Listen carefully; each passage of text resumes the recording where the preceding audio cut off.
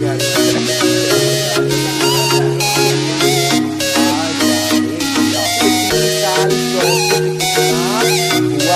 है आपका मेरे चैनल कॉमर्स गुरुजी पर। और जैसा कि हम लोगों ने एक सीरीज स्टार्ट करी है जोश सीरीज, जिसमें मैं आपको आपके क्लास 11 या क्लास 12 के जो भी चैप्टर्स हैं अकाउंट्स को बिजनेस के बहुत ही प्यारे से अच्छे से करवा रहा हूं। और आज हम लेके आए हैं आपका chapter 2 goodwill, valuation of goodwill, nature of goodwill, goodwill कैसे कैलकुलेट होती है। तो सबसे पहले हम जान लेते हैं कि वाई दिस कोलावरी दी, ये गुडविल होती क्या है।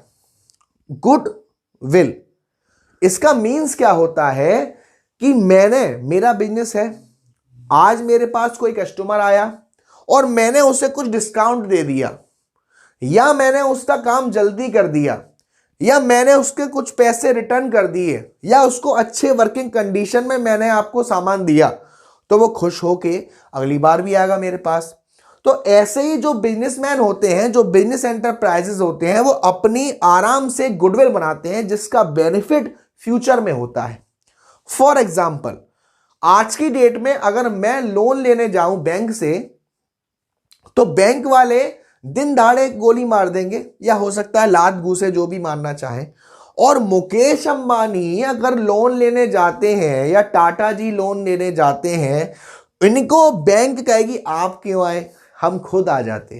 ये डिफरेंस कहां से क्रिएट हो रहा है? Just because of goodwill. तो गुडविल होती क्या है? गुडविल सर एक हमारी इंटेंजिबल एसेट्स होती है। इंटेंजिबल एसेट्स वो एसेट्स होती हैं जो आपको दिखाई नहीं देती, फिर भी कहीं ना कहीं उनका प्रेजेंस रहता है। तो गुडविल आपके दो तरीके की होती है। एक होती है आपकी परचेज्ड गुडविल, यानी कि आपने खुद जनरेट नहीं करी, आपने किसी का बिजनेस खरीदा और उसके साथ साथ उसकी गुडविल भी ऑटोमेटिकली आ गई, वो मैं बताऊंगा कैसे। और एक हो सकता है कि आपने खुद जनरेट करी गई, जो कि मैंने एग्जांपल दिया मुकेश अंबानी का। जब आप अपने द्वारा अपने बिजनेस को बना रहे हो, स्टार्ट कर रहे हो, वो उसे ऊंचाइयों तक पहुंचा दिया आपने, ये आपकी जो गुडविल बनी वो आपकी सेल्फ जनरेटेड। और जब आपने किसी का बिजनेस परचेज कर लिया, उसके साथ साथ गुडविल भी आ गई, उसको हम कहते हैं परचेज्ड गुडविल। बेसिकली अगर हम गुडविल को परचेज करते हैं तो ये गुडविल होती कहां पर है? जब भी हम किसी का बिजनेस खरीदेंगे, याद करें क्लास 11 का कंसेप्ट, जब भी हम किसी का बिजनेस खरीदते हैं तो उसकी एसेट्स भी आती हैं, लायबिलिटीज भी आती हैं। सारी एसेट्स को हम डेबिट साइड में डालते हैं और सारी लायबिलिटी को क्रेडिट साइड में डालते हैं। एंट्री क्या होती है? एसेट्स अकाउंट या टू लायबिलिटी। तो फॉर एग्जांपल, मैंने किसी का बिजनेस परचेस करा 24 लाख का, और मेरे पास एसेट्स आ रही है 20 लाख की। तो ये जो बीच में डिफरेंस आया, ये किसकी वजह से आया है? Purchase consideration. For example, assets तो आ रही है कम और लायबिलिटी साइड का जो पोर्शन है वो ज्यादा है, जो मैंने उसे अमाउंट दिया है वो ज्यादा है, लेकिन जो मेरे पे चीजें आ रही हैं वो कम है। मैंने पैसा तो दे दिया सर 30 लाख रुपए, लेकिन मैं सामान काउंट कर रहा हूं वो है 20 लाख रुपए का। ये जो 10 लाख रुपए का डिफरेंस है, ये क्या है? गुडविल कहलाती है। यहां मैंने लिखा भी है पेड कंसीडरेशन। कंसीडरेशन का मतलब क्या होता है? जब भी हम किसी को बदले में कुछ देते हैं उसको हम कंसीडरेशन कहते हैं। यहां पे कंसीडरेशन कैश में भी हो सकता है, काइंड में भी हो सकता है। आपने किसी को कंसीडरेशन में क्या दिया? पैसा दिया। उस पैसे के बदले आपने क्या खरीदा है? उस पैसे के बदले आपने बिजनेस खरीदा है, और जो पैसा दिया है वो ज्यादा है और जो बिजनेस में चीजें आ रही हैं वो कम है। तो ये जो बीच का डिफरेंस है, ये डिफरेंस क्या कहलाता है? हमारी गुडविल कहलाती है। यहां तक क्लियर है? यस सर, कोई डाउट?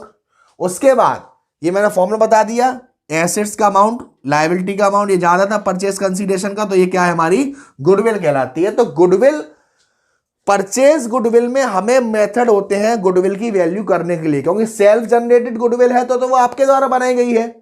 तो हमें जो हमारी गुडविल होती है उसकी वैल्यूएशन करनी पड़ती है। हमें फाइंड आउट करना पड़ता है कि इस समय हमारे गुडविल की वैल्यू क्या है, जिसके लिए हमारे पास काफी सारे मेथड्स होते हैं। और पहला मेथड होता है हमारे पास एवरेज प्रॉफिट मेथड। इस एवरेज प्रॉफिट मेथड के अंदर भी दो मेथड होते हैं, एक होता है सिंपल एवरेज प्रॉफिट मेथड और एक होता है आपका वेटेड एवरेज प्रॉफिट मेथड। तो स्टेप बाय स्टेप मैं बारी बाय बारी आपको समझाता हूं कि सिंपल है। देखो बेटा, गुडविल का क्या बताया था मैंने कि गुडविल को हम जो वैल्यूएशन करते हैं उसमें कुछ मेथड्स होते हैं हमारे पास। एक आपका होता है एवरेज प्रॉफिट मेथड, एक सुपर प्रॉफिट मेथड और एक कैपिटलाइजेशन मेथड। और सुपर प्रॉफिट मेथड और एवरेज प्रॉफिट मेथड के भी दो मेथड होते हैं, एक आपका सिंपल एवरेज प्रॉफिट मेथड और वेटेड एवरेज प्रॉफिट मेथड। तो पहले हम समझ रहे हैं सिंपल एवरेज प्रॉफिट मेथड।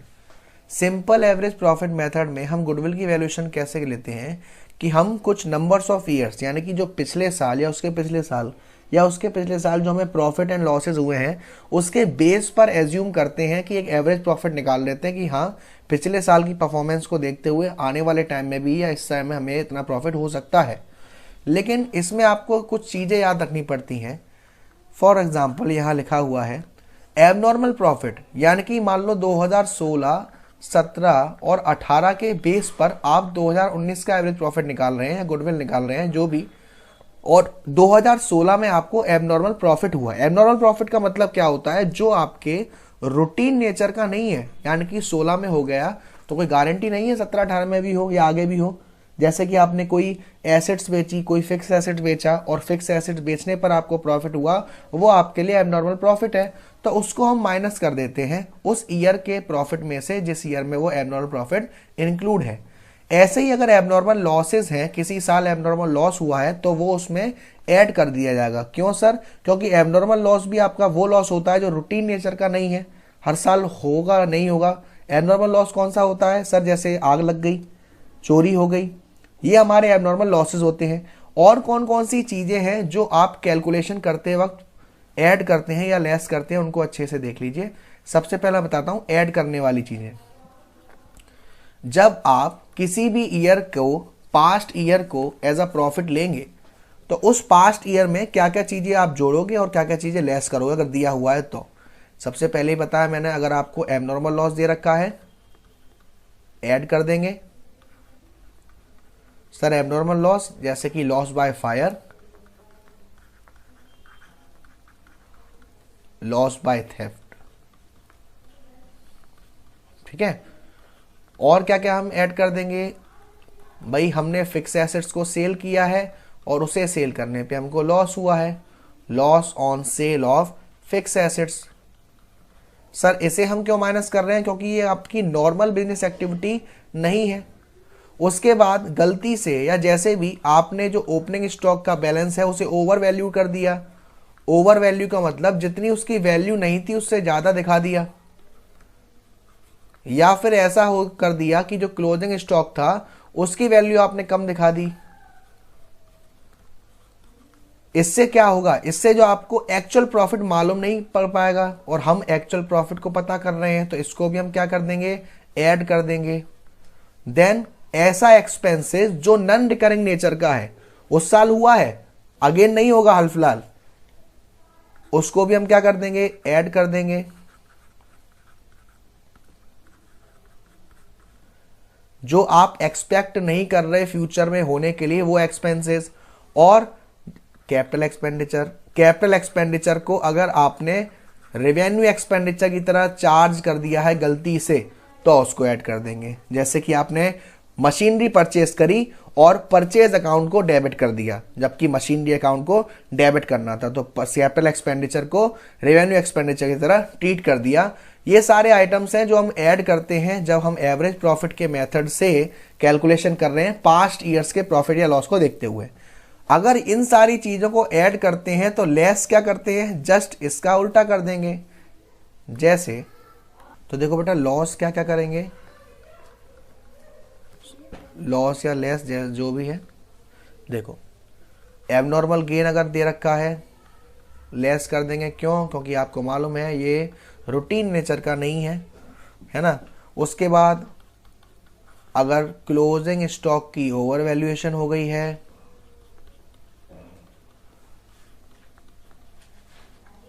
और ओपनिंग स्टॉक की अंडर वैल्यूएशन हो गई है, उसको भी हम क्या कर देंगे, साथ साथ बेटा पॉइंट नोट कर लेना।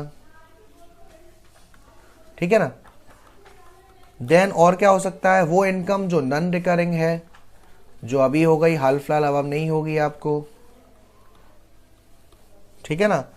वो इनकम जो आपका नॉन ट्रेड इन्वेस्टमेंट किया है आपने, भाई नॉन ट्रेड इन्वेस्टमेंट का मतलब है जो आपकी नॉर्मल बिजनेस एक्टिविटी नहीं है, income from non trade investment less कर देंगे। पार्टनर्स रेमुनरेशन लेस करेंगे अगर लेस नहीं करी है तो, ठीक है ना। और कोई भी फ्यूचर एक्सपेंसेस जैसे कि इंश्योरेंस प्रीमियम, ठीक है। तो ये हमने पता लगा लिया कि सर प्रॉफिट को कैलकुलेट करते में क्या क्या चीज़ों को ऐड करना है और क्या क्या चीज़ों को लेस करना है। इतना करने पर आपको आ जाएगा नॉर्मल प्रॉफिट सभी सालों का। उसके बाद हम फाइंड करेंगे स्टेप 2 से एवरेज प्रॉफिट। एवरेज प्रॉफिट कैसे फाइंड आउट करेंगे, एवरेज प्रॉफिट का फॉर्मूला होता है average profit is equal to total of profit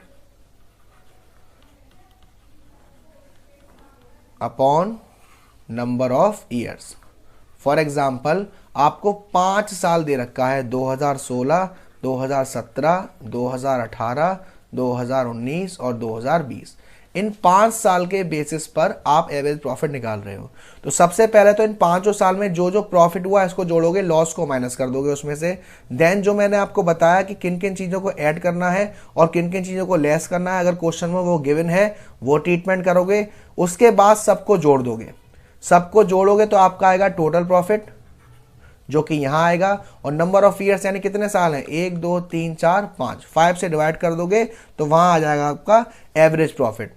average profit से गुडविल कैसे निकलेगा, गुडविल कैलकुलेट करने के लिए आपको क्वेश्चन में दिया होगा नंबर ऑफ ईयर परचेज।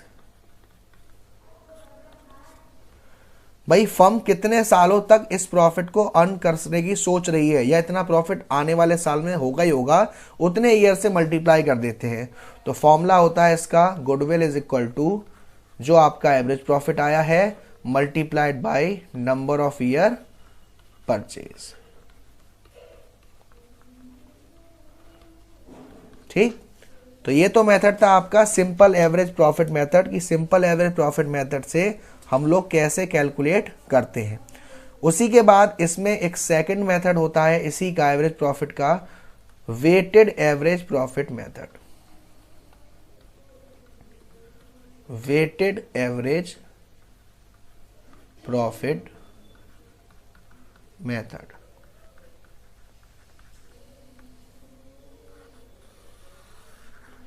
अब इस वेटेड एवरेज प्रॉफिट मेथड में क्या होता है, इसमें हम क्या करते हैं, जो हमारा नॉर्मल बिजनेस का प्रॉफिट होता है पिछले सालों का, उसे एक वेट से मल्टीप्लाई करते हैं, है ना, जिससे आपका वेटेड प्रॉफिट निकल आए।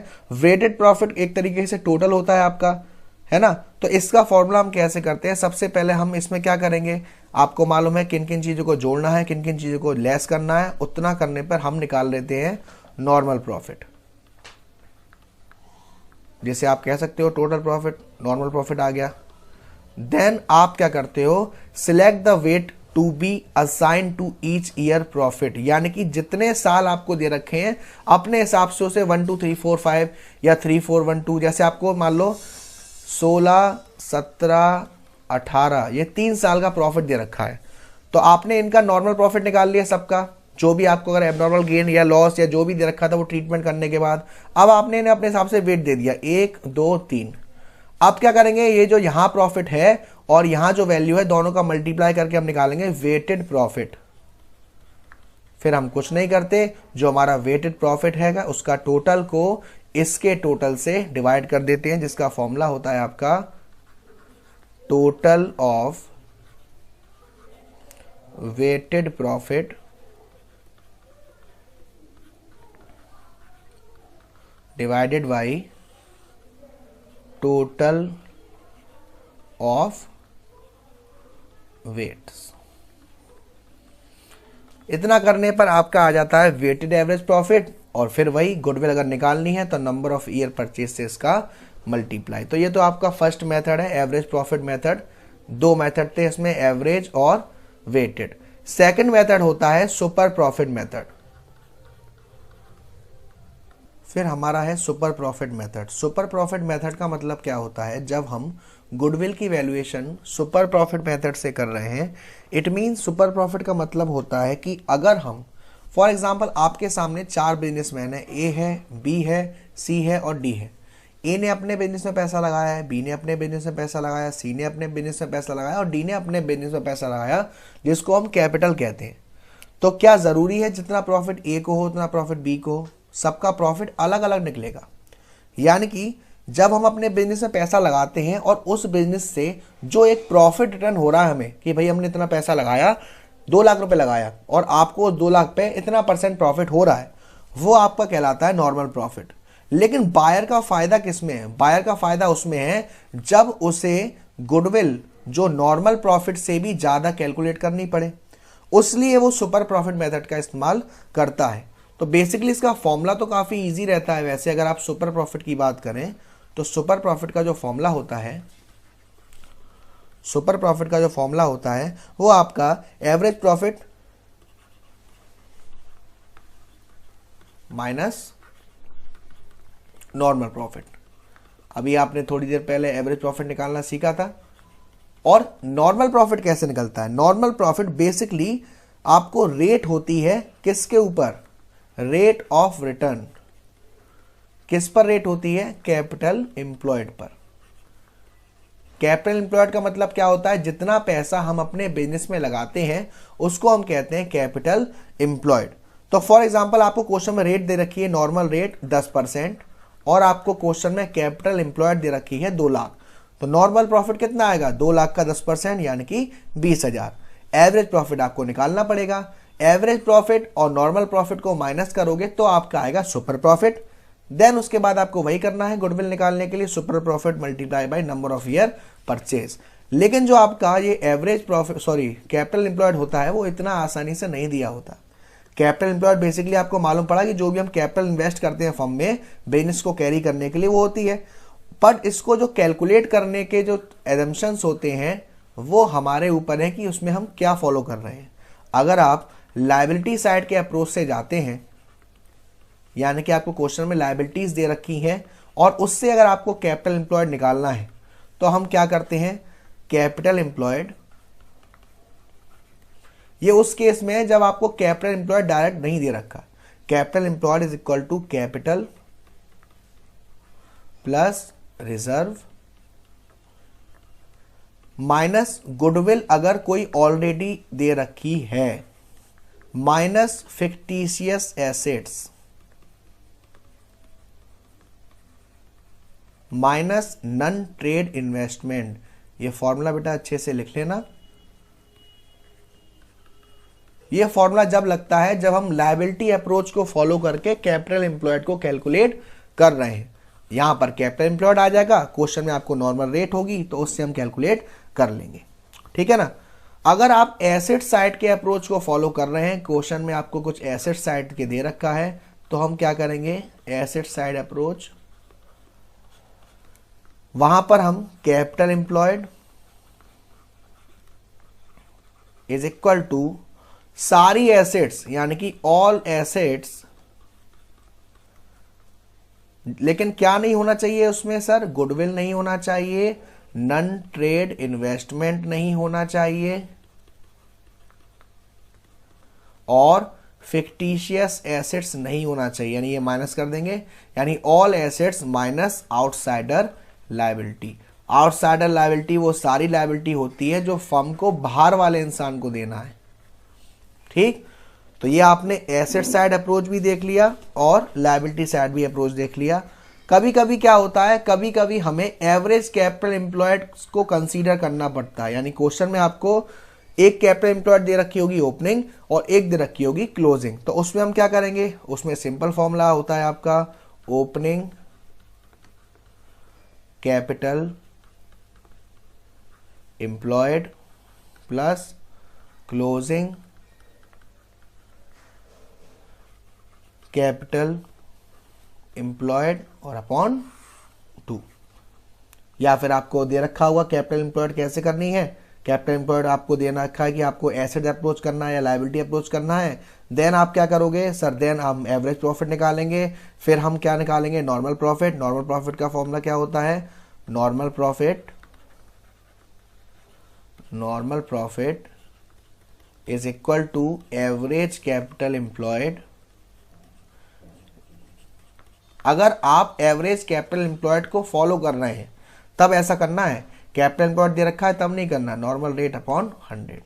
यहाँ आपका नॉर्मल प्रॉफिट आ जाएगा। सुपर प्रॉफिट निकालने के लिए average profit minus normal profit आप करेंगे, आपका आ जाएगा सुपर प्रॉफिट। फिर आपको नंबर ऑफ ईयर्स परचेज से मल्टीप्लाई करना है, देन आपकी गुडविल आ जाएगी। तो यहाँ आपके दोनों मेथड हो गए, एक आपका एवरेज प्रॉफिट मेथड और एक आपका super profit method. Third method आता है कैपिटलाइजेशन मेथड।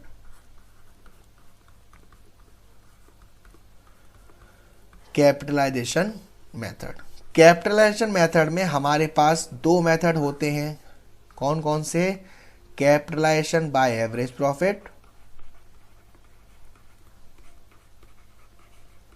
और कैपिटलाइजेशन बाय सुपर प्रॉफिट। ठीक, कैपिटलाइजेशन बाय एवरेज प्रॉफिट और कैपिटलाइजेशन बाय सुपर प्रॉफिट। तो देखो यहां पे बात आ रही है कैपिटलाइजेशन की। इनके फॉर्मूले काफी ज्यादा इजी रहते हैं। इसमें आपको करना क्या होता है, इसमें आपका स्टेप 1 होता है, अगर आप एवरेज प्रॉफिट से, क्वेश्चन में दे रखा है capitalization by average profit method, उसमें हम क्या करेंगे, सिंपल है। स्टेप 1 सबसे पहले आपको निकालना है एवरेज प्रॉफिट।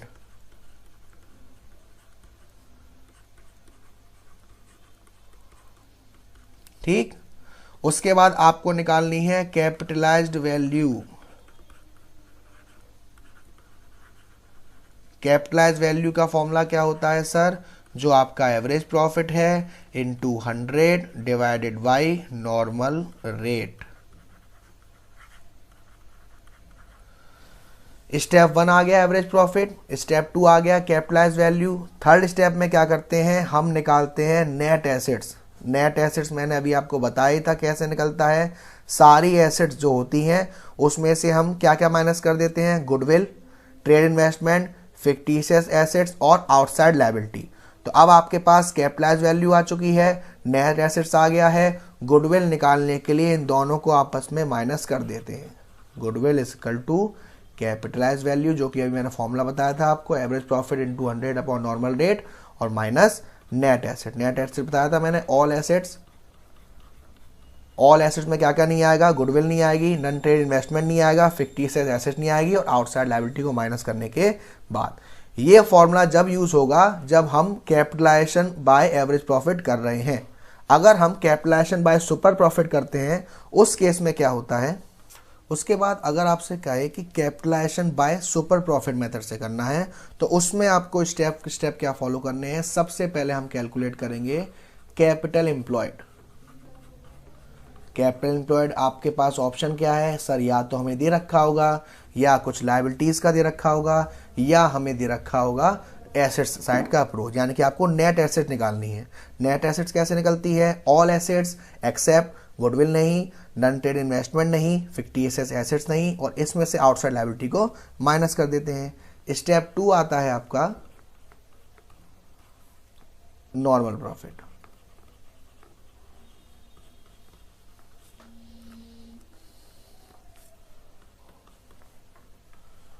नॉर्मल प्रॉफिट में क्या होता है बेटा, नॉर्मल प्रॉफिट आपको मालूम है कैसे निकलता है, normal profit capital employed into normal rate upon 100। Step 1 हो गया, कैपिटल एम्प्लॉयड आ गया, स्टेप 2 हो गया, नॉर्मल प्रॉफिट आ गया। स्टेप 3 होता है हमारे पास एवरेज प्रॉफिट को कैलकुलेट करना। नॉर्मल प्रॉफिट आ गया, एवरेज प्रॉफिट आ गया। अब क्या करेंगे सर, अब हम फॉर्मूला लगाएंगे सुपर प्रॉफिट का। स्टेप 4 में फॉर्मूला क्या था, average profit minus normal profit. तो अब आपके पास सुपर प्रॉफिट आ गया। अब यहां पे गुडविल कैसे निकलेगी, गुडविल निकलेगी super profit into 100 upon normal rate. Existing partner, देखियो भाई सबसे पहला चैप्टर जो हमने पढ़ा था फंडामेंटल पढ़ लिया, वैल्यूएशन ऑफ गुडविल पढ़ ली। अब यहां पर हमारी बारी आई है reconstitution of a partnership firm. जब कभी भी एग्जिस्टिंग एग्रीमेंट यानी कि जो इस समय एग्रीमेंट है पार्टनर्स के बीच में, उस एग्रीमेंट में कभी भी कोई भी चेंज आता है तो उस चेंज को कहते हैं रिकॉन्स्टिट्यूशन ऑफ अ फर्म। तो रिकॉन्स्टिट्यूशन ऑफ अ फर्म में क्या होता है कि जो पुराना कॉन्ट्रैक्ट होता है पार्टनर्स के बीच में, जो पुराना एग्रीमेंट होता है पार्टनर्स के बीच में, वो एंड हो जाता है और एक नया एग्रीमेंट आ जाता है। ठीक, क्योंकि पार्टनरशिप क्या है भाई, पार्टनरशिप रिलेशंस है पार्टनर्स के बीच में, तो जब भी उनके रिलेशन में थोड़ा बहुत भी चेंज आएगा वो change reconstitution of the firm कहलाएगा।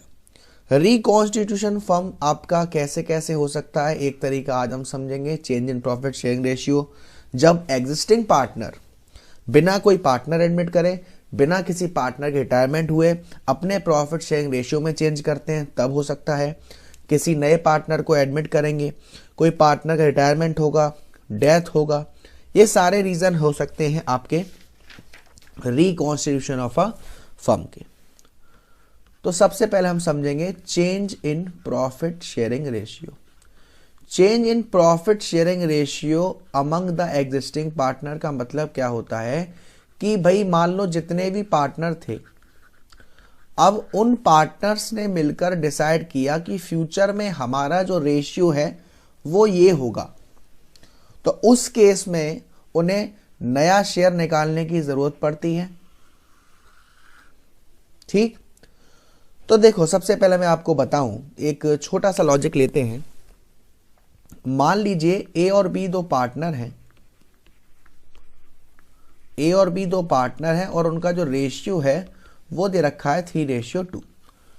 अब बाद में डिसाइड हुआ कि आगे जाके ए और बी का जो रेशियो होगा वो इक्वली होगा, और आई होप आपको इक्वली समझ तो आ गया होगा। जब भी इक्वली की बात होती है तो हम 1:1, दो पार्टनर है 1:1, 3 होते तो 1:1 कर लेते, 4 होते तो 1:1 कर लेते, क्योंकि यहां पर दो ही पार्टनर है तो 1:1 कर लेंगे।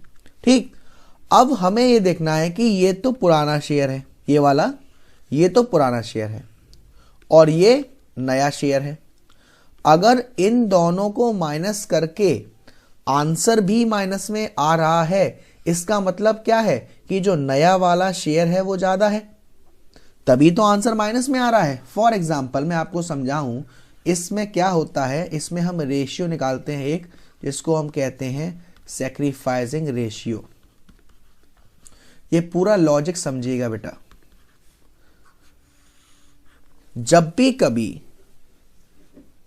शेयरिंग रेशियो में चेंज आएगा, एक पुराना रेशियो था जिसको हम कहेंगे ओल्ड रेशियो, और एक नया रेशियो है जो अभी आपने डिसाइड किया उसको हम कहेंगे न्यू रेशियो।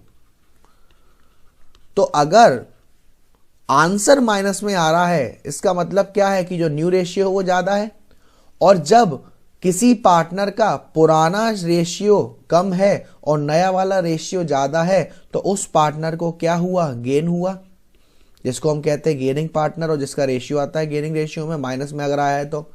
और अगर ओल्ड रेशियो को माइनस करने से न्यू रेशियो को minus, old ratio minus new ratio करने पर आंसर प्लस में आ रहा है, इसका मतलब क्या है कि जो पुराना शेयर था किसी पार्टनर का वो ज्यादा है और नया शेयर कम है। तो जिसका आंसर प्लस में आता है उसको तो होता है सैक्रिफाइस रेशियो बोलते हैं, और जिसका आंसर माइनस में आता है उसे बोलते हैं गेनिंग रेशियो। अब ये जो गेनिंग रेशियो है वो जिस पार्टनर को सैक्रिफाइस हुआ है उसे कुछ ना कुछ देना पड़ता है एज अ कंपनसेशन, क्योंकि आपको गेन हुआ, फ्यूचर में जो भी प्रॉफिट होगा वो आपको और ज्यादा मिलेगा पहले के कंपैरिजन में, और फ्यूचर में जो भी प्रॉफिट होगा वो सैक्रिफाइसिंग पार्टनर को कम मिलेगा आपके कंपैरिजन में। तो इस कंडीशन के लिए उसको कुछ ना कुछ कंपनसेट करना पड़ेगा, गुडविल वगैरह देना पड़ेगा ताकि वो भी ठीक फील कर सके। तो इस कंडीशन में हमें समझ में आ रहा है कि सर सबसे पहले आता है हमारे पास new profit sharing ratio. New profit sharing ratio का मतलब है कि अब, यानी कि अब से जो भी पार्टनर है वो किस रेशियो में प्रॉफिट शेयर करेंगे, उसके बाद आता है सैक्रिफाइसिंग रेशियो। सैक्रिफाइसिंग रेशियो में हम ये पता लगाते हैं कि ऐसा कौन सा पार्टनर है जिसके साथ बेइज्जती हो गई है, यानी कि जिसका जो रेशियो है वो अब पहले से भी कम है। फॉर्मूला क्या होता है सैक्रिफाइस रेशियो का? Old ratio minus new ratio. और अगर इस फॉर्मूले को लगाने से किसी पार्टनर का आंसर माइनस में आ रहा है तो उसे गेन हुआ है, और वो पार्टनर जिस पार्टनर ने सैक्रिफाइस किया है उसे कुछ ना कुछ देगा एज अमाउंट ऑफ गुडविल, है ना। तो इसके कुछ केसेस होते हैं। यही अगर मैं बात करूं गेनिंग रेशियो निकालने की, तो गेनिंग रेशियो का फॉर्मूला जस्ट उल्टा, new ratio minus old ratio. तो ये आप लिख लीजिएगा। चलिए, तो अब मैं केसेस बाय केसेस समझाता हूं आपको। केस 1, एक केस तो ऐसा हो सकता है कि आपको साफ साफ ओल्ड रेशियो दे रखा है और न्यू रेशियो दे रखा है, और आपको क्वेश्चन करना है डायरेक्ट। कैसे सर, समझ में नहीं आया? देखिए बेटा, मान लीजिए कि 3 पार्टनर थे ए, बी और सी, और जो इनका रेशियो था वो रेशियो था 8, 5 और 3। ठीक, ए ने क्या कहा कि जो ए है वो एक्टिवली पार्टिसिपेट नहीं कर रहा है। जो ए है, इसका रेशियो ये है, वो एक्टिवली पार्टिसिपेट नहीं कर रहा है। तो पार्टनर डिसाइड किया कि आने वाले टाइम से हमारा जो रेशियो होगा वो होगा 5, 6, 5।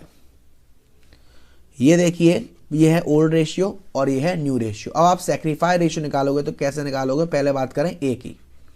ए का ओल्ड शेयर कितना था? 8 अपॉन, टोटल कर दो, 8 और 5 13 और 3 16, माइनस ए का न्यू रेशियो क्या है? 5 अपॉन, टोटल कर दो, 10 16, ये भी, यानी कि इसका नया रेशियो आएगा 3/16। क्योंकि आंसर प्लस में आ रहा है तो ए क्या कर रहा है? सैक्रिफाइस कर रहा है, यानी ए को जो पार्टनर गेन करेंगे वो कुछ ना कुछ देंगे। बात करी जाए बी की, बी का पुराना शेयर था 5/16 और नया है 6/16, तो यानी कि -1/16 आएगा। तो ये माइनस शो नहीं करेंगे, ब्रैकेट में शो कर देंगे, या अगर आप इसके आगे गेन भी लिख सकते हैं, गेनिंग रेशियो, तो भी समझ जाएंगे एग्जामिनर। पर आपको समझाना पड़ेगा उन्हें कि जिसको माइनस हुआ है, यानी कि भाई जो नया शेयर है वो ज्यादा है, और नया शेयर ज्यादा है, इसको गेन हुआ, तो जो पार्टनर सेक्रीफाइस कर रहा है उसे कुछ ना कुछ कंपनसेट करेगा। तो एक तो ये केस होता है। एक केस होता है केस 2। केस 2 में क्या हो सकता है कि जो गेनिंग पार्टनर है, जो गेनिंग पार्टनर है उसका जो शेयर है वो उसने किसी से लिया है। फॉर एग्जाम्पल 3 पार्टनर थे पी क्यू आर, ठीक, और उनका रेशियो था 5:3:2। अब जो आर है उसने एक्वायर किया है 1/10 शेयर किससे? क्यू से। तो मुझे बताओ यहां पर गेनिंग पार्टनर कौन है? सर आर गेनिंग पार्टनर है, और सेक्रीफाइस किसने किया है? क्यू ने किया है। तो नया रेशियो कैसे निकलेगा? देखो, सिर्फ 2 ही का निकलना है, पी का तो 5 का 5 ही रहेगा। क्यू की बात करूं, क्यू का 3/10 था, 3 और सबको जोड़ा 10, और क्यू ने कितना दे दिया? 1/10, यानी क्यू का कितना आया? 2/10, और आर का कितना था? 2/10 था, और 1/10 और ले लिया, तो कितना हो गया? 3/10। तो अब नया रेशियो क्या हो गया? 5:2:3। ठीक। और क्या केस हो सकते हैं सर आपके पास? और केस आपसे ऐसा हो सकता है, जैसे मैं केस 3 नाम डाल सकता हूं, कि जो गेनिंग पार्टनर है उसने सेम यही चीज 2 या 2 से ज्यादा पार्टनर के साथ करी है। जैसे मैं कहूं कि अगर यही केस होता पी क्यू आर और शेयर होता 5:3:2, और जो आर है उसने 1/10 इक्वली लिया है पी और क्यू से। इस केस में क्या करते? इक्वली लिया है तो आर का 1/10 को इक्वली यानी कि 2 टुकड़े कर देते, क्योंकि 2 पार्टनर से लिया है, रिमेनिंग 2 ही तो है, तो 1/20। तो पी के शेयर में से 1/20 माइनस, और क्यू के शेयर में से 1/20 माइनस, और आर में ये दोनों प्लस कर दिए जाते। ठीक है ना। ये तो आपका तीसरा केस होता है। हो सकता है कुछ रेशियो भी दे रखे होते हैं, तो इस तरीके से आपका ये रेशियो निकलता है। अब देखो, आपको सैक्रिफाइसिंग रेशियो निकालना आ गया। न्यू प्रॉफिट शेयरिंग रेशियो निकालना आ गया। Sir new profit sharing ratio कैसे निकलेगा? आपको क्वेश्चन में कैसा भी केस हो सकता है, बस आपको देखना है कि सॉल्व करके आंसर माइनस में आ रहा है कि प्लस में आ रहा है। तो अब जैसा कि मैंने बताया कि अगर किसी पार्टनर को गेन होता है तो वो जिस पार्टनर को सेक्रीफाइस होता है उसे कुछ ना कुछ कंपनसेट करता है एज अमाउंट ऑफ गुडविल।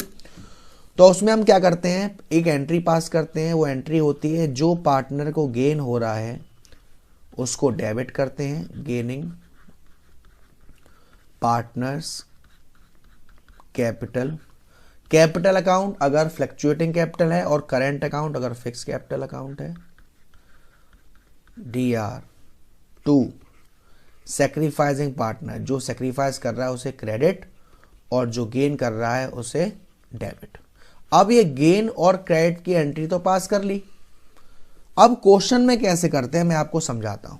देखिए बेटा, स्टेप बाय स्टेप होता है। पहला स्टेप रहेगा आपका रेशियो निकालना, किसको सेक्रीफाइस हुआ है किसको गेन हुआ। इसके लिए हम फॉर्मूला आएंगे old ratio minus new ratio. Then उसके बाद आप निकालोगे कि वो कितना कंपनसेशन देगा, जिस पार्टनर को गेन हुआ वो कितना कंपनसेशन देगा। तो आपको क्वेश्चन में फर्म की गुडविल दे रखी होगी, उस फर्म की गुडविल से जिस पार्टनर को गेन हुआ है उस रेशियो में निकाल लेंगे।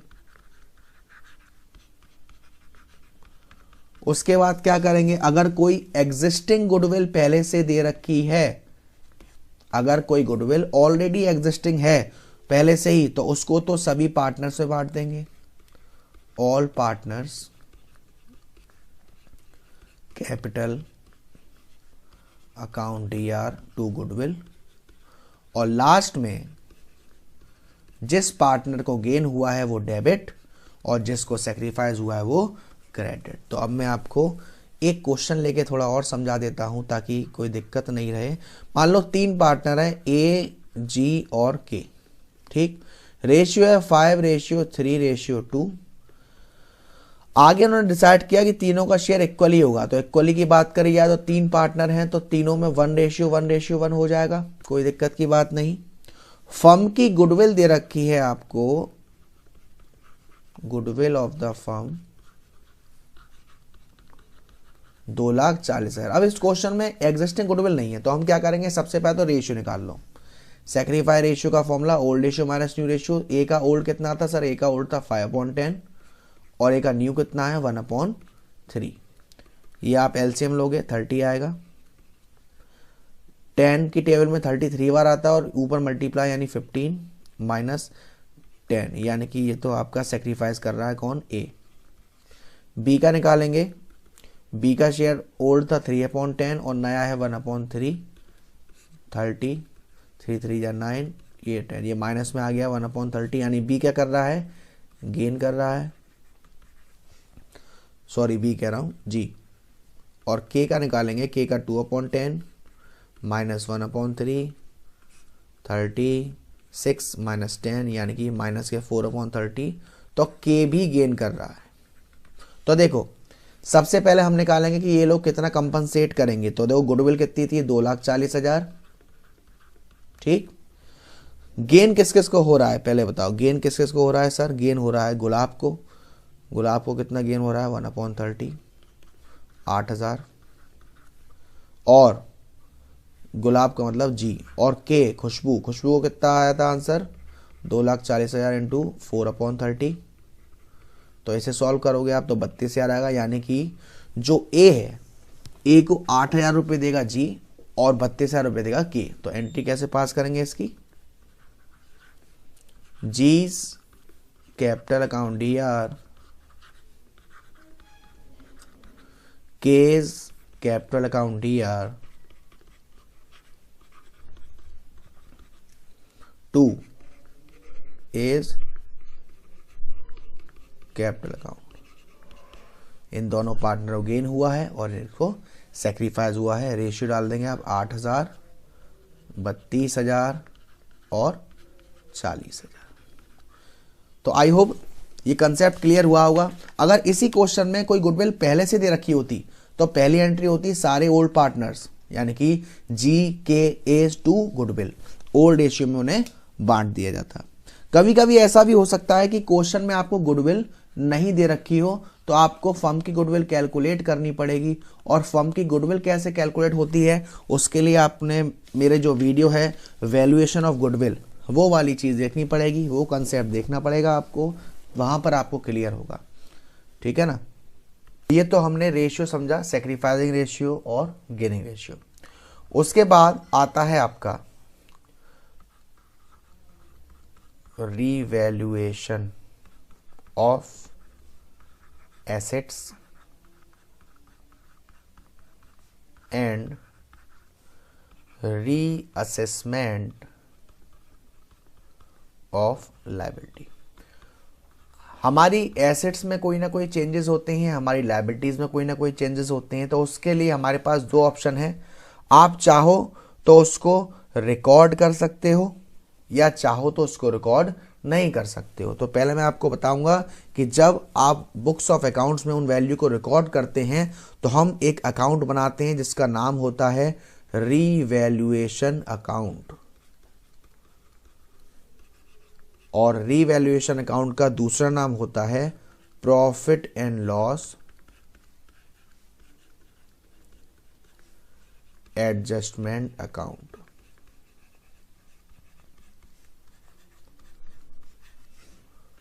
Profit and loss adjustment account और रीवैल्यूएशन अकाउंट। तो इनमें क्या होता है, देखिए रीवैल्यूएशन अकाउंट में आपने अभी दूसरा नाम सुना प्रॉफिट एंड लॉस अकाउंट, यानी कि ये एक तरीके का नॉमिनल नेचर का है। वो सारे अकाउंट जो या तो आपको प्रॉफिट निकाल के देंगे या लॉस निकाल के देंगे, वो सारे नॉमिनल नेचर के होते हैं। और नॉमिनल अकाउंट का रूल क्या होता है सर, कि debit all expenses and losses और credit all incomes and gain.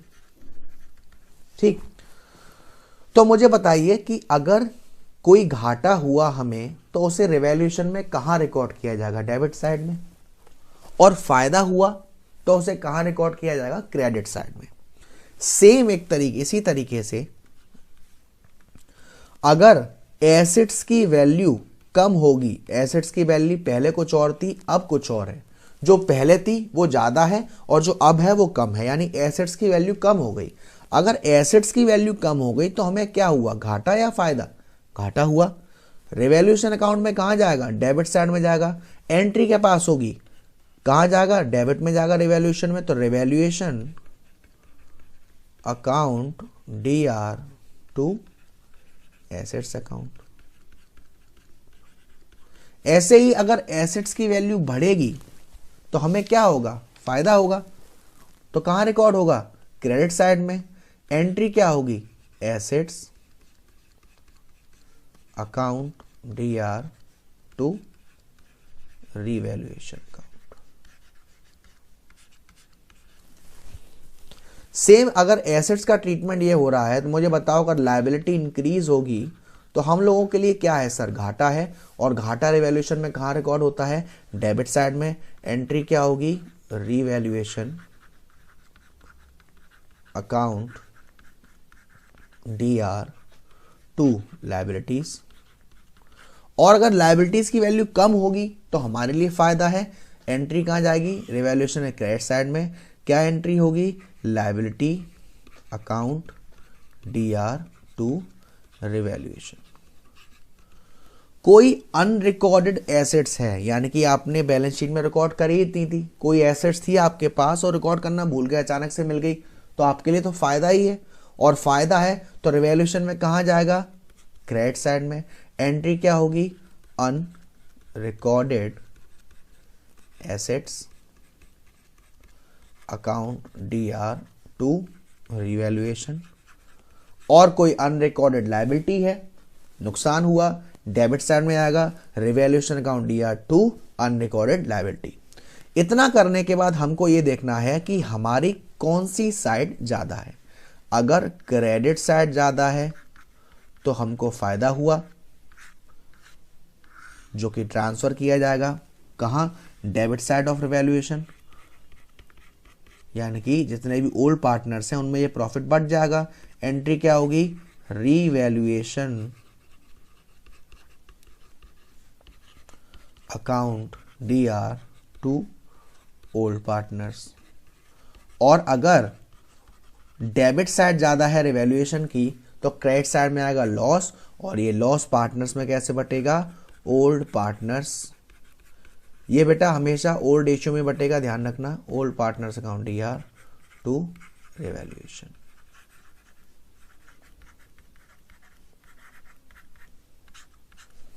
ये तो बात हो गई रिवैल्यूएशन की, और ये हो गई एंट्री। अगर मैं फॉर्मेट की बात करूं, फॉर्मेट ऑफ रिवैल्यूएशन, अगर आपको फॉर्मेट ऑफ रिवैल्यूएशन की बात करूं तो इसमें पापा वाला फॉर्मेट बनाता हूं मैं। पापा यानी कि particular amount, particular amount,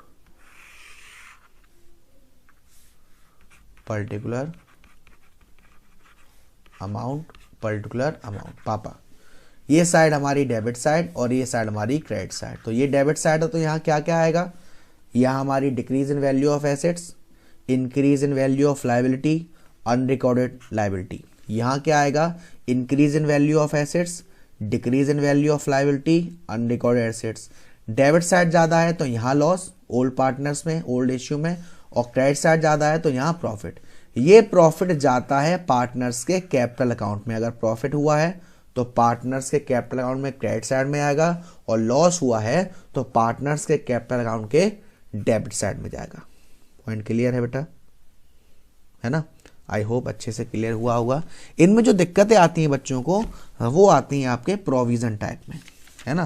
provision हो गया, बैड डेब्ट्स हो गया, तो उसके लिए मैं जब आप एडमिशन वाला चैप्टर करेंगे तो वहाँ मैं आपको पूरा प्रोविजन का जो फॉर्मेट होता है वो बना के समझाऊंगा ताकि आपको कोई दिक्कत ना हो। तो ये तो ऑप्शन 1 था कि जब जो हमारे फर्म है वो चाहती है कि बुक्स ऑफ अकाउंट में रिवैल्यूएशन को रिकॉर्ड करे। एक दूसरा ऑप्शन होता है कि हमारी जो फर्म है वो नहीं चाहती कि रिवाइज वैल्यू को बुक में रिकॉर्ड करे। उस केस में क्या होता है, उस केस में हम नेट इफेक्ट निकालने के लिए स्टेप बाय स्टेप चलते हैं। स्टेप 1, जितना भी हमारा क्या होता है, सबसे पहले हम हेडिंग डालते हैं increase in the value of assets. ठीक, ये हेडिंग रहती है। अब इसमें क्या क्या आता है हमारा, अगर किसी लायबिलिटी का अमाउंट कम हुआ है तो उसे ऐड कर देंगे इसमें, डिक्रीज इन लायबिलिटी। और एसेट्स की अमाउंट डिक्रीज हुई है तो लेस कर देंगे, डिक्रीज इन एसेट्स। और अगर लायबिलिटी का भी अमाउंट हुआ है तो क्या कर देंगे, इंक्रीज इन लायबिलिटी। बेसिकली ये भी हमारा प्लस ही होता है। इतना करने के बाद हमारे पास आता है प्रॉफिट या फिर लॉस। आंसर प्लस में है तो प्रॉफिट है, आंसर माइनस में है तो लॉस में है। ठीक है, उसके बाद हम निकालते हैं क्या, उसके बाद हम निकालते हैं सेक्रीफाइस रेशियो। यानी कि स्टेप 2 क्या होता है, स्टेप 2 होता है आपका old ratio minus new ratio. फिर तो आपको मालूम है अगर आंसर प्लस में आ रहा है तो वो पार्टनर सेक्रीफाइस कर रहा है, और आंसर माइनस में आ रहा है तो वो क्या कर रहा है। फिर अगर क्वेश्चन में आपको गुडविल दे रखी है ना, अगर गुडविल दे रखी है तो प्रपोर्शन के हिसाब से बांट दी जाती है। प्रॉफिट होता है तो क्या होती है, gaining partners account DR to sacrifice partner, और लॉस होता है तो sacrificing partner account DR to gaining partner. ये एंट्री पास होती है। ये उस केस में है जब रिवाइज वैल्यू बुक में रिकॉर्ड नहीं करनी है। तो ये तो रिवैल्यूएशन की बात थी। रिवैल्यूएशन के अलावा भी और काफ़ी इंपॉर्टेंट टॉपिक्स होते हैं जिसको हम कहते हैं ट्रीटमेंट ऑफ रिजर्व,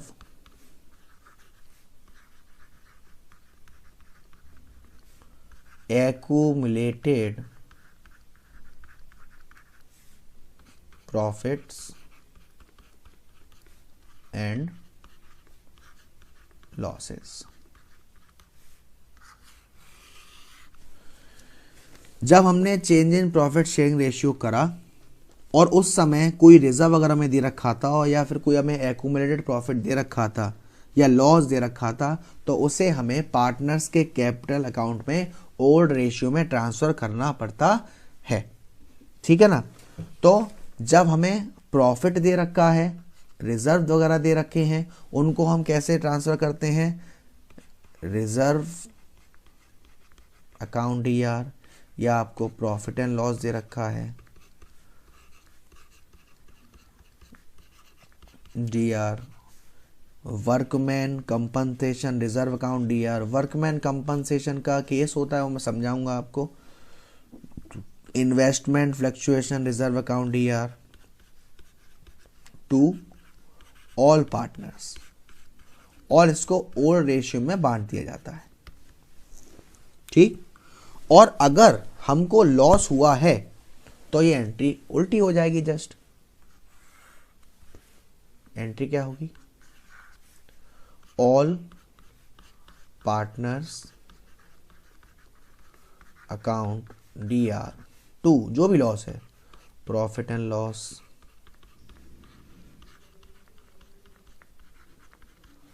या डेफर्ड रेवेन्यू एक्सपेंडिचर, ये सारे हमारे लॉस हैं। अब आपको एक चीज का बहुत ही अच्छे से ध्यान रखना है। वो क्या, कभी कभी आपको क्वेश्चन में पहचानना पड़ता है कि आपको जो प्रॉफिट एंड लॉस है वो आपको क्या दे रखा है, मींस आपको वो फायदा है या नुकसान है। अगर आपको प्रॉफिट एंड लॉस का क्रेडिट बैलेंस दे रखा है, यानी कि क्वेश्चन ने बोला है कि वो सीआर बैलेंस है, इट मींस वो आपका क्या है, फायदा है। और अगर प्रॉफिट एंड लॉस का डेबिट बैलेंस दे रखा है तो वो हमारा क्या है, नुकसान है, यानी कि लॉस है। तो अब मैं आपको एक बार बताता हूं कि जो रिजर्व हैं वो तो सब ऐसे डिस्ट्रीब्यूट हो जाते हैं, कोई दिक्कत की बात नहीं। और क्वेश्चन में कुछ बोल भी नहीं रखा रिजर्व वगैरह के बारे में, तब भी हमें डिस्ट्रीब्यूट करना पड़ेगा। लेकिन एक होता है वर्कमैन कंपनसेशन रिजर्व। जो वर्कमैन कंपनसेशन रिजर्व होता है, ये रिजर्व प्रॉफिट में से बनाया जाता है ताकि अगर हमारे ऊपर कोई लायबिलिटी आती है वर्कमैन से रिलेटेड फ्यूचर में, तो उसको इस रिजर्व से मीटअप किया जाए। ठीक है ना। तो अगर कोई लायबिलिटी नहीं आई तो ये रिजर्व सीधा का सीधा ओल्ड पार्टनर्स में ट्रांसफर हो जाएगा। अगर कोई लायबिलिटी आई, देखो मैं केस लेता हूं, केस 3 होते हैं हमारे पास। एक में तो हमारे पास मान लो कोई इंफॉर्मेशन नहीं है, एक में जो हमारे पास लायबिलिटी आई है वो लोअर है रिजर्व से, और एक में जो लायबिलिटी आई है वो ज्यादा है रिजर्व से। ये 3 केस होंगे, अच्छे से देखना। ठीक। तो मैं केस 1 की बात करूं तो केस 1 में तो कुछ नहीं दे रखा। तो केस 1 में क्या होगा, जो आपका WCR है, WCR अकाउंट DR, और जितने भी ओल्ड पार्टनर्स हैं उन्हें बढ़ दिया जाएगा इन ओल्ड रेशियो। ये तो पहला केस है। दूसरे केस में क्या कह रहा है कि जो WCR है उसका अमाउंट ज्यादा है और क्लेम का अमाउंट कम है। तो मैं इसको समझाने के लिए एक वैल्यू ले लेता हूं कि मान लो रिजर्व है हमारे पास, WCR थे 40,000 के, और जो क्लेम एस्टिमेट करा जा रहा है वो किया जा रहा है 30,000 का।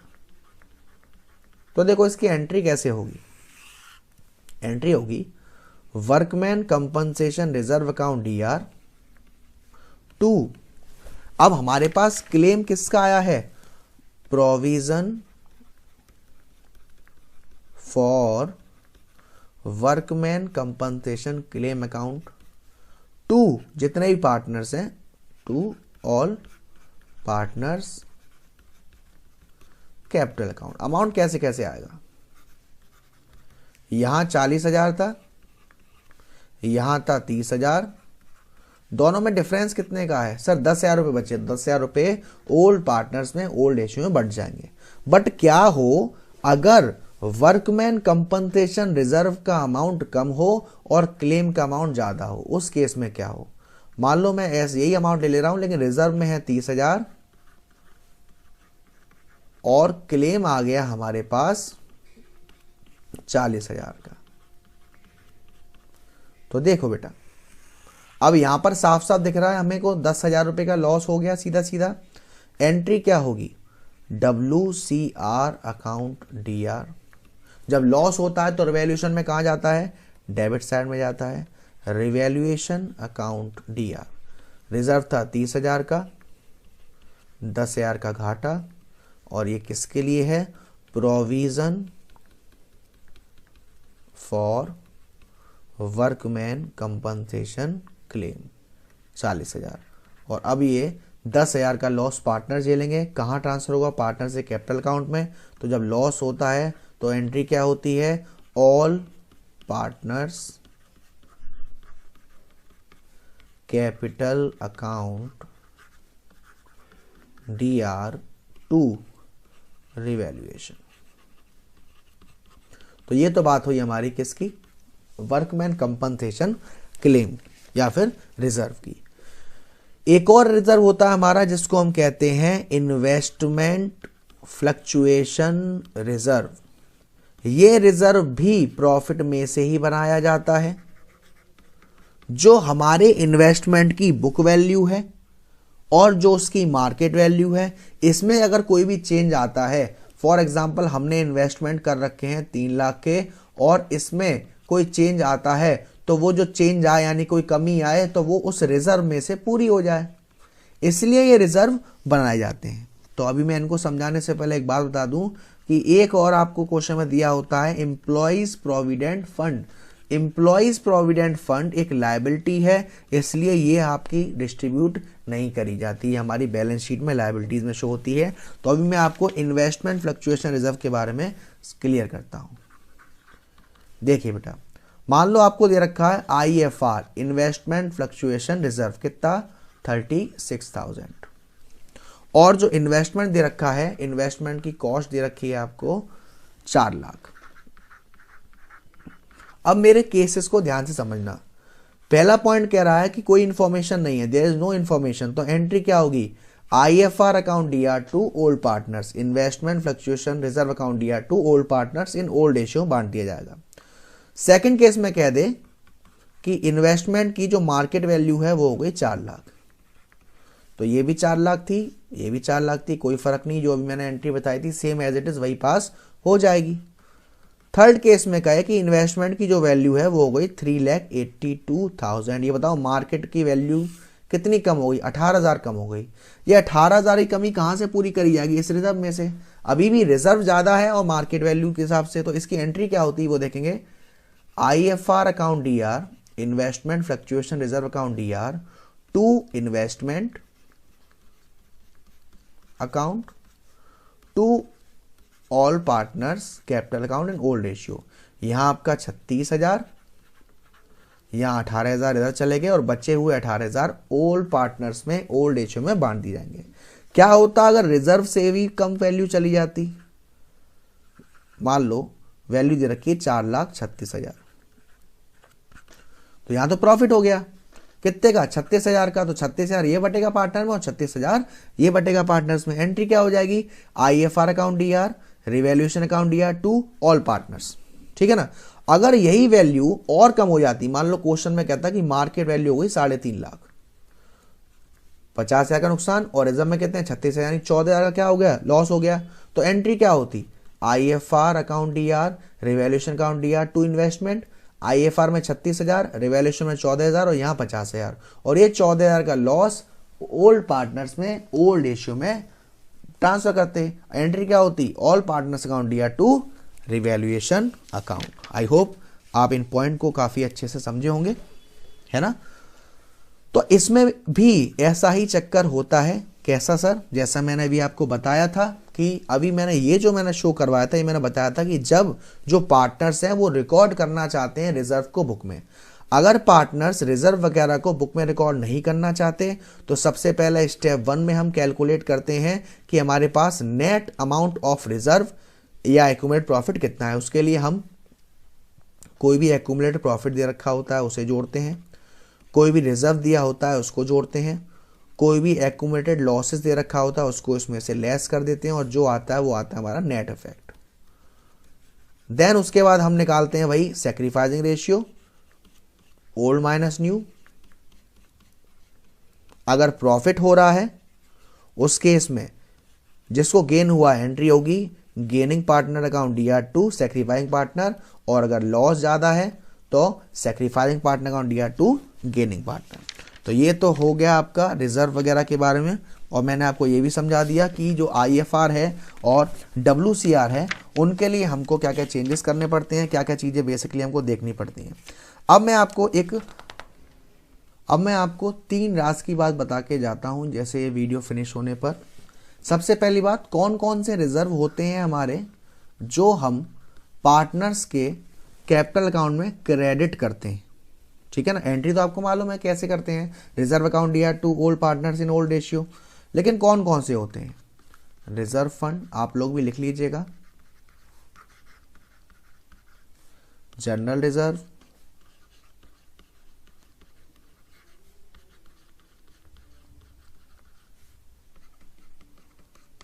Capital reserve.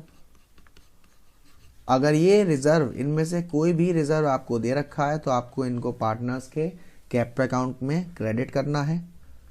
Retain earning,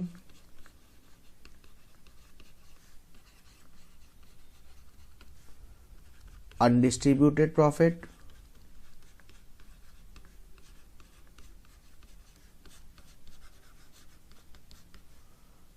profit and loss का क्रेडिट बैलेंस,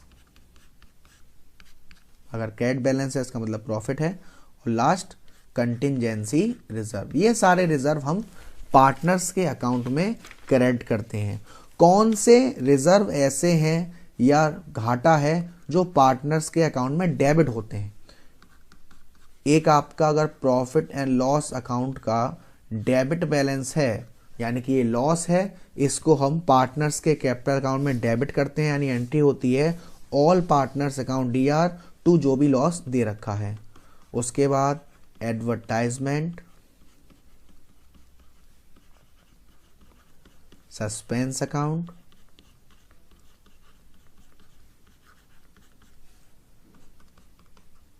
प्रीलिमिनरी एक्सपेंसेस और miscellaneous expenditure, deferred revenue expenditure. ये सारे वो होते हैं जो एक तरीके से नुकसान है और डेबिट साइड में आते हैं पार्टनर्स कैपिटल अकाउंट में, यानी पार्टनर्स डेबिट होंगे और ये सब क्रेडिट होंगे एंट्री में। और ऐसे भी कुछ रिजर्व होते हैं जिनको ना तो आपको बांटा जाता है और ना ही कहीं ट्रीटमेंट होता, जैसे कि employees provident fund, taxation fund,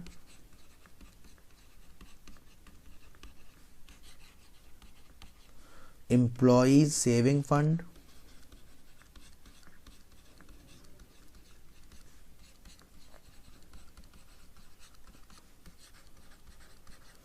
machinery replacement fund.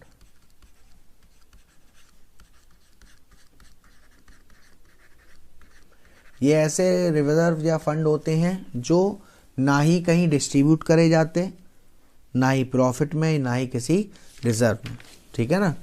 तो ये आपका यहाँ फिनिश होता है। यहाँ पर आपका चेंज इन PSR हुआ और जितने भी आपकी गुडविल का ट्रीटमेंट सिर्फ change in profit sharing ratio में कैसे करते हैं और रिजर्व वगैरह। अगला पार्ट आएगा आपका एडमिशन ऑफ अ पार्टनर को लेकर, जिसमें मैं कोशिश करूंगा कि वो भी आपकी वन शॉट ही हो जो सीरीज की तरह। प्लीज़ बस वीडियो को ज़्यादा से ज़्यादा शेयर करें, लाइक करें, प्यार दें अपना। Thank you so much, love you all of you.